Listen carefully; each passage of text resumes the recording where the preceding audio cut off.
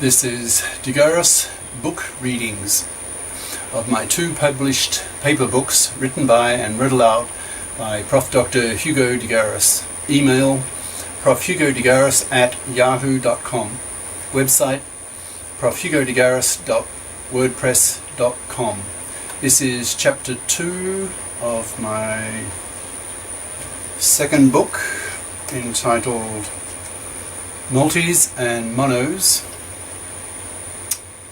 What the multicultured can teach the monocultured towards the creation of a global state.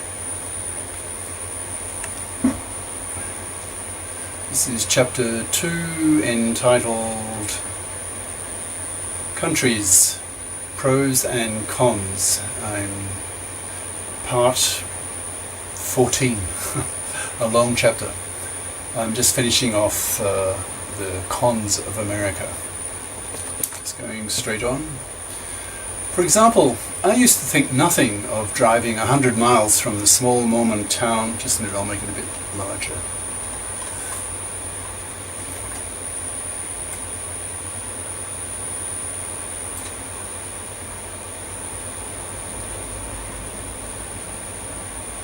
From the small Mormon town where my university job was to the state's capital city, Salt Lake City.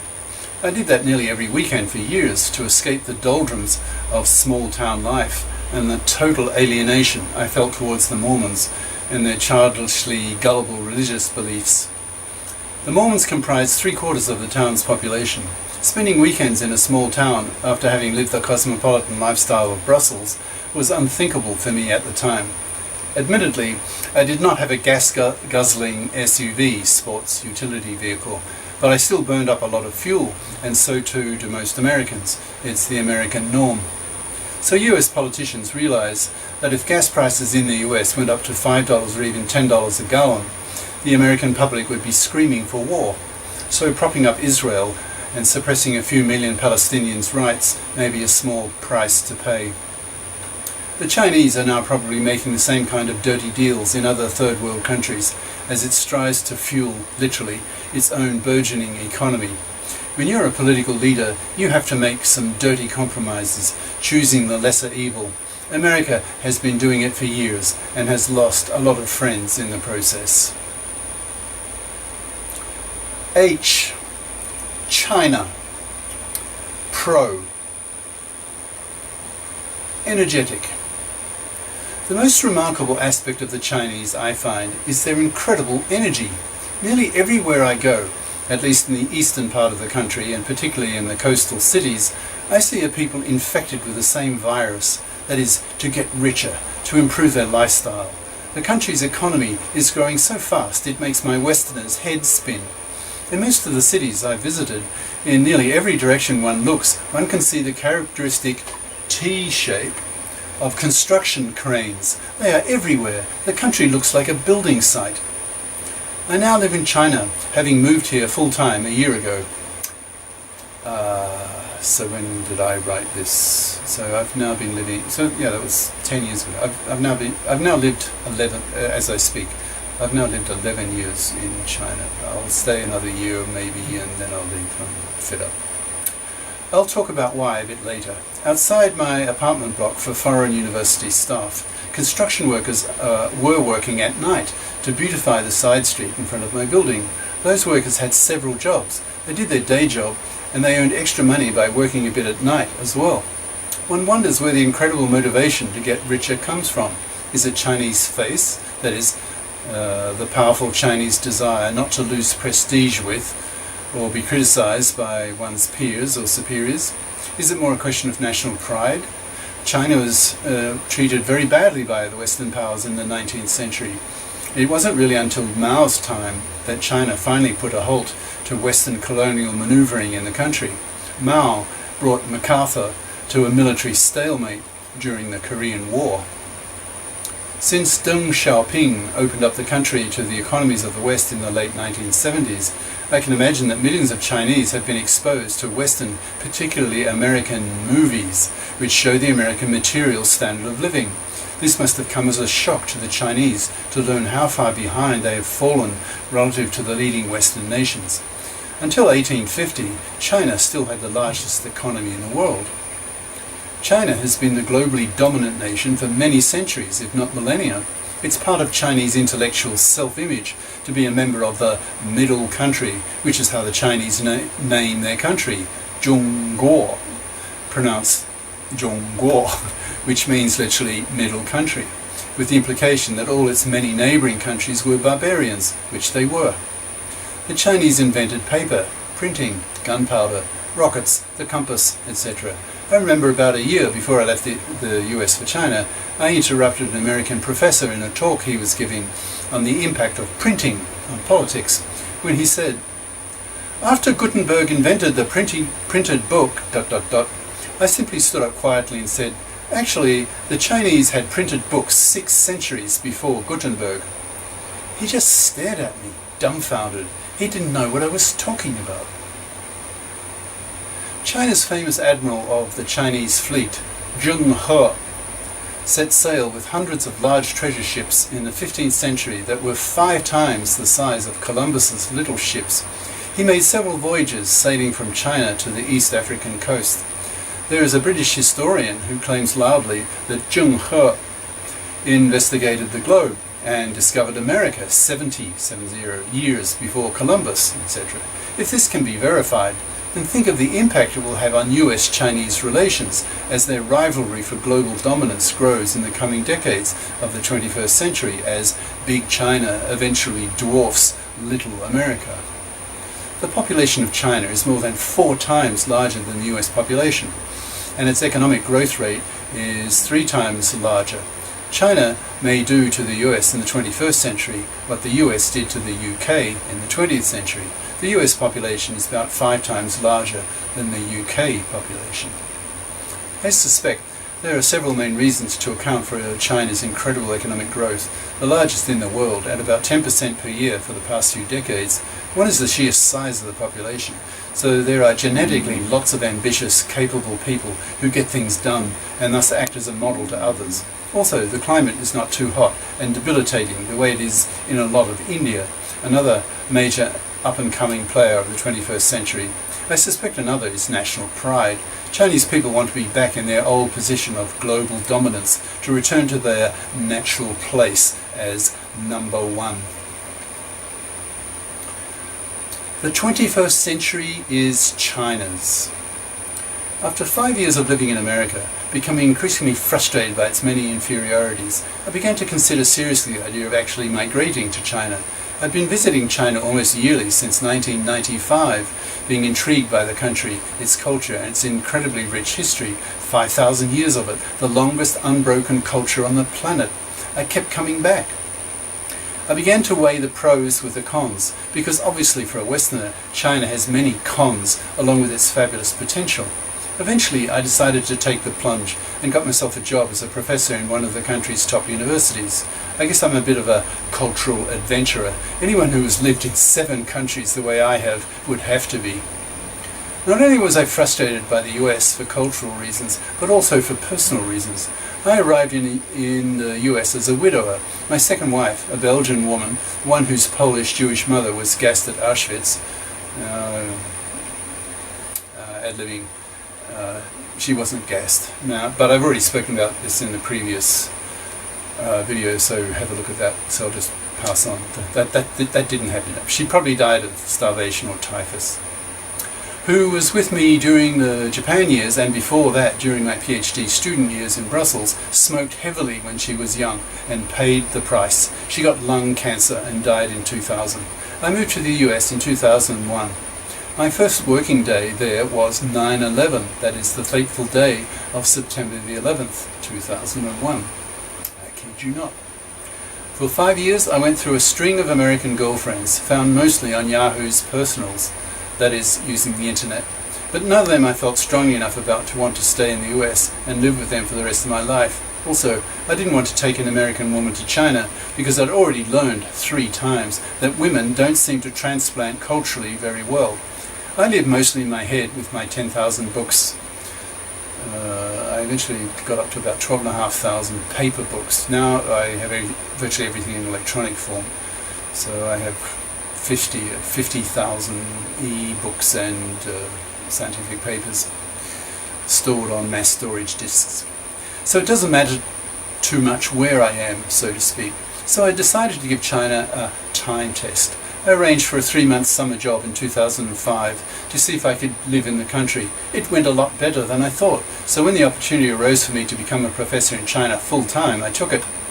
I moved to China in the early summer of 2006, married fairly quickly and started taking advantage of China's many opportunities. I was quickly promoted to a full professor and after a few months became a triple professor of pure math, theoretical physics and computer science. I doubt very much I could have been given such opportunities in the US. The country is too hidebound, too traditional. One of the aspects of Chinese culture I really appreciate, maybe I've been lucky, is that with such incredible growth rates, there have to be opportunities created in China that the US cannot offer, because the US grows economically so much more slowly, that is at about 3% per year. I reasoned to myself that with China's 10% annual economic growth rate, and that's a national average, in the eastern cities it's higher, there would have to be opportunities opening up for someone like me. This brings me to the next topic. Rich. It sounds crazy to apply the word rich to China. At the present time, China is the poorest country I have described so far. India is even poorer, but that country will be described next. China has an average annual income per person of about $1,800 per person per year, as against America's $44,000. I checked on Google. When was I writing this? It was 10 years ago, so 2007, I guess. In the eastern cities, the per capita income is a lot higher. In fact, the city of Guangzhou, pronounced Guangzhou, near Hong Kong, was the first city in China to have an annual per capita income of over $10,000. This is using exchange rate calculations. If one uses a PPP, that is purchasing power parity method, to calculate the material living standard there, that is, calculate what you can buy given the general price level there, the figure is probably more like $20,000 to $30,000. Since Guangzhou is growing at around 15% a year, a frenetic pace, it's only a matter of a decade or less before the city has a richer standard of living than the US. And what about the decade after that, and after that? Guangzhou is not the only one. There are several such economic miracle cities in China, for example, Beijing, Shanghai, Shenzhen, Xiamen, that's where I live in Xiamen, Hangzhou, and of course Hong Kong, or in Chinese, Shangang. But it's a special case. Since I am a numbers man, consider the subjects I teach, I did the math and came to a conclusion. I felt fed up with the US, so wanted to move, but to where? I like to feel a certain pride in the country I choose to live in, so where next? The more I read and observed, the more convinced I became that the 21st century would be China's. If China becomes the dominant political power of this century, it would be a return to its natural historical place as the dominant nation. China has been the dominant nation, the dominant culture, the dominant economy for many, many centuries. That is, from the time of the fall of the ancient Roman Empire to the rise of Renaissance Europe, a period of more than a millennium. It's accustomed to being number one. It must have been very painful for it to have been conquered so easily in the 19th century by the superior science, technology and firepower of the Western powers. So I took the plunge. I rented my US house, negotiated a salary with my Chinese university with comparable or better purchasing power than my previous US salary, and flew to China, and here I am. Do I feel I've made a mistake? Not yet, at least. I'm certainly happier. I have a loving wife again. After too many years of short-term relationships in the US, I get to teach what I like, and China has published my first book with a much larger publisher than I had in the US. As a result, the Chinese version of the book is vastly outselling the American version. In fact, to illustrate what I mean by Chinese opportunities, let me cite my own case. Anyone who reads this book, who has read my previous book, The Artilect War, Cosmos versus Terrans, I'll show it, a bitter controversy concerning whether humanity should build godlike, massively intelligent machines, knows that I like thinking very much about future technologies and about their impact upon humanity, especially upon politics. I became aware recently of a specialty in maths/physics/computing called topological quantum computing, TQC. It's a new approach to building quantum computers, QCs, which will be exponentially more powerful than today's standard computers if they can be built. The problem is that quantum computers, as they have been conceived for the past decade or so, are extremely fragile. The slightest undesired interaction with their environment can destroy the information they are processing. The topological approach is much more robust. It makes QCs more likely to succeed. I got very excited and decided that TQC was what I wanted to teach, but the topic is very advanced, that is master's and PhD level math, physics and computing.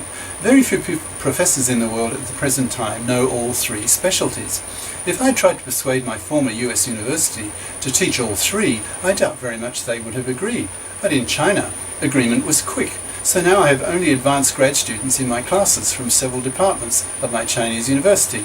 I'm now teaching these grad students MPC, Math/Physics/Computing, so that they can understand the TQC, computer revolution, that is coming. So far I feel China has been good to me. There's more. I don't have to fight for bloody money in the same way I had to in the US. Since I can't yet read Chinese characters, other people hunt for money for me. That frees me up to think more about ideas than about how to get more research grant money. One of the aspects of being a professor in the US that I truly despised was being forced to be a salesman and a tax collector for my former US university. The American public is not sufficiently admiring of higher education to be willing to pay for it. There's a historical trend in the US that the percentage of the budgets of state universities that is paid for by state taxes is dropping.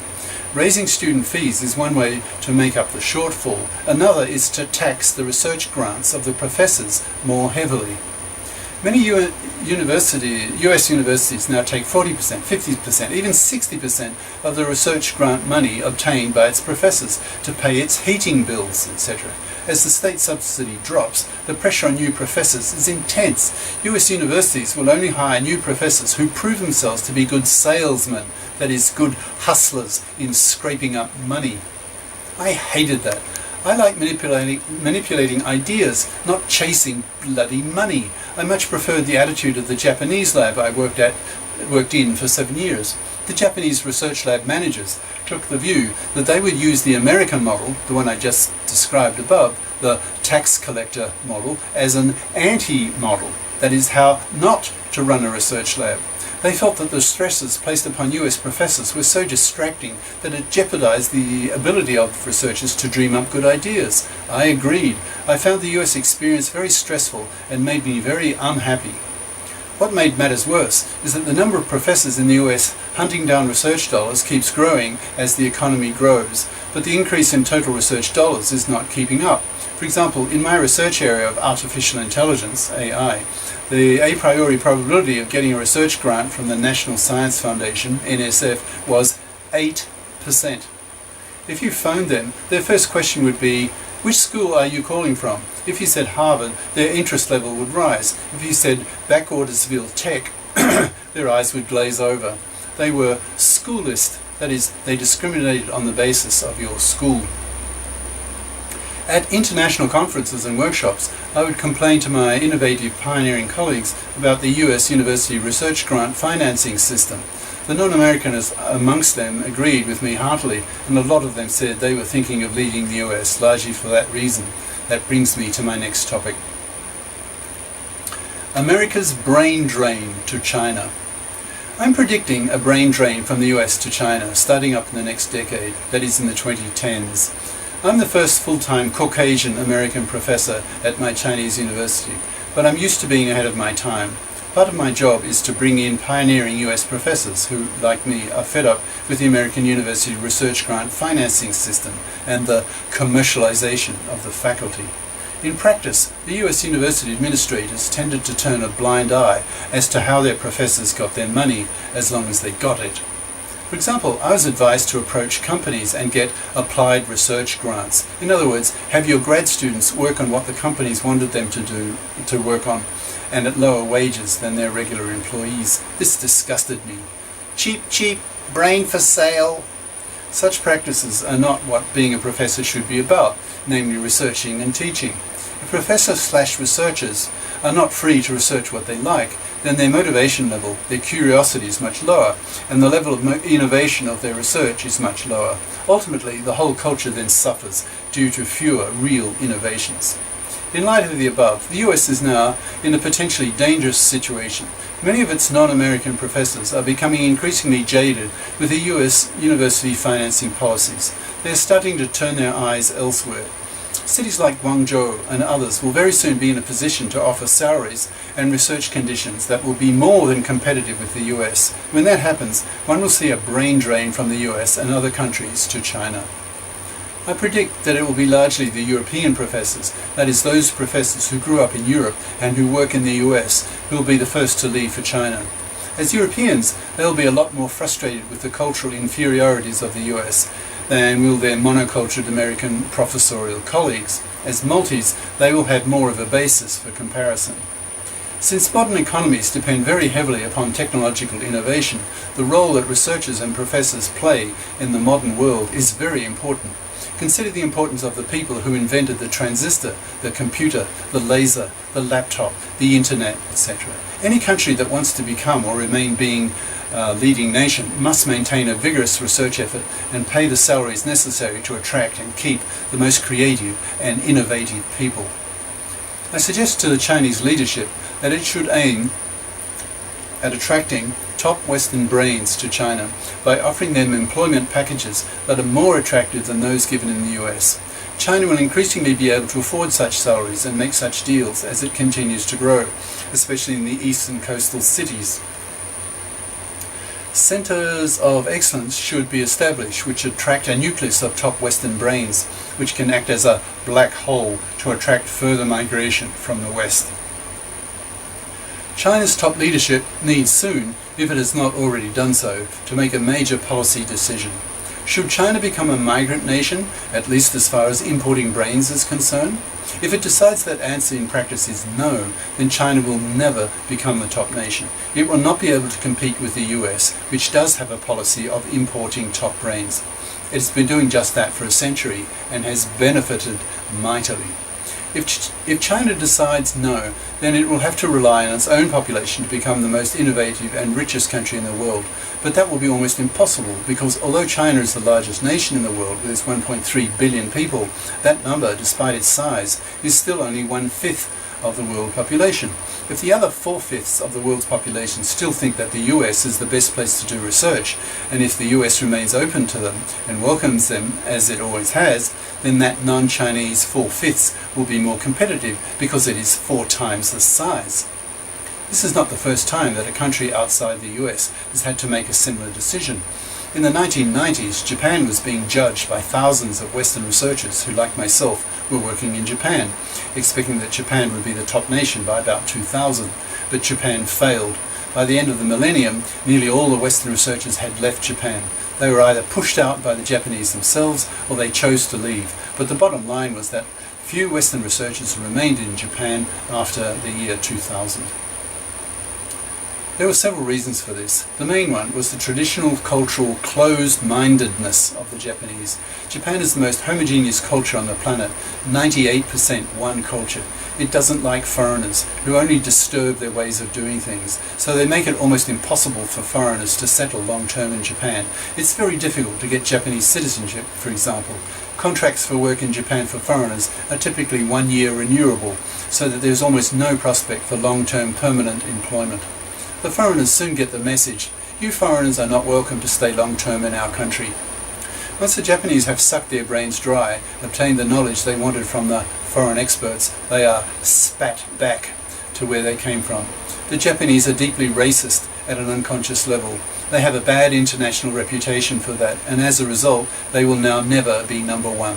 The West has learned that Japan is a culture unfit for Westerners to live in. Don't go there.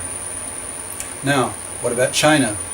It too, in the next decade, will start being judged by people like me as Westerners come to China because they think that China will be the new number one, and they want to be part of it. China's growing wealth will attract talented foreigners.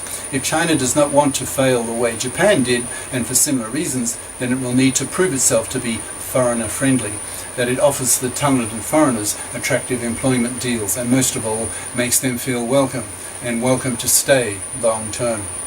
Mind you, that last point may not be easy. The West did some horrible things to China in the 19th century. For example, in my own case, I have a British passport. The Brits had a war in the early 1840s against China called appropriately the Opium War. The British government went to war with China principally because of the Chinese objection to the huge quantities of opium that the British were bringing into China from India, addicting and ruining the lives of millions of Chinese. There's a deep-seated suspicion of Western foreigners in China, and understandably so.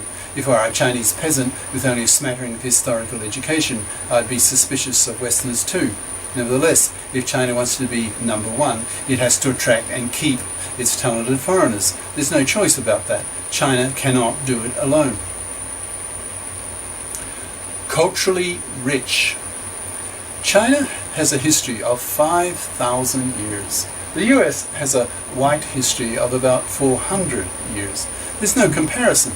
The US is a migrant nation with middle-class values. China is an ancient nation with long traditions, a huge literary base with behavioural complexities that simply go over the head of most New Worlders. It has thousands of famous literary figures, emperors, philosophers, statesmen, etc., hugely richer than America's. One of the attractions of China to Western intellectuals will be this Chinese cultural richness. If Western thinkers settle in China for the long term, if they are welcomed, then they can be Chinesed, Sinified. The cultural rewards will then be great, because China has so much cultural richness to offer. As China gets materially richer, it will be able to afford to publish more books about its past and to publish many new ones. With 1.3 plus billion people, as more of them get wealthy and educated, there will be a huge literature, but this time contemporary literature on all topics. Which raises then an interesting question. Could it be that Chinese might become the new world language? My immediate impulse is to say no, for the simple reason that the rest of the world will not bother learning the Chinese writing system, that is, the Chinese characters, thousands of them, a huge effort. But what might happen in reality? What if the Chinese people keep up their incredible energy for many decades and do not get fat the way the Americans did? Then so much of the world's new ideas and thinking would appear in Chinese and only Chinese. The Chinese would have access to the documents written in the world language, that is, those written in the English language, plus their own that are written in the Chinese language. But the non-Chinese could only read the documents in the world language. This asymmetry might put the Chinese at an advantage. They could read and write both languages, but the non-Chinese could not. That might then give the Chinese a real edge, allowing them to pull away from the rest of the world. The rest of the world would then be forced to learn the characters, but not in huge numbers. The writing system is so stupid, so clumsy, and so inefficient compared to a phonetic alphabet system that can be learned in a few weeks as a small child. The counter-argument to the above is that anyone writing only in Chinese will not be read by the rest of the world. Only those writing in English will be published and read. This will put real pressure on the Chinese to publish in English. The size of the English writing world will be, after all, 4 to 5 times bigger than the Chinese writing world. It'll be interesting to see how things unfold. Will English still be the global language in a century if China becomes very clearly the dominant nation state? If there are still nation states by then? Con. Poor and dirty. China is different from the other nations I have discussed above. All the other nations are developed nations, the richest nations. China is poor and developing. In exchange rate terms, China has about 1/20th of the standard of living of the average American. So why would any American or any Westerner want to live in Chinese relative poverty? Why indeed? So why am I here? Because I've been given a salary that is competitive with what I had in the US. It can be done. It's a matter of Chinese governmental policy. If it decides to treat talented foreigners well, then they will be tempted to come. In cities like Guangzhou, Shanghai, etc., the government will not need to make special decisions. In less than a decade,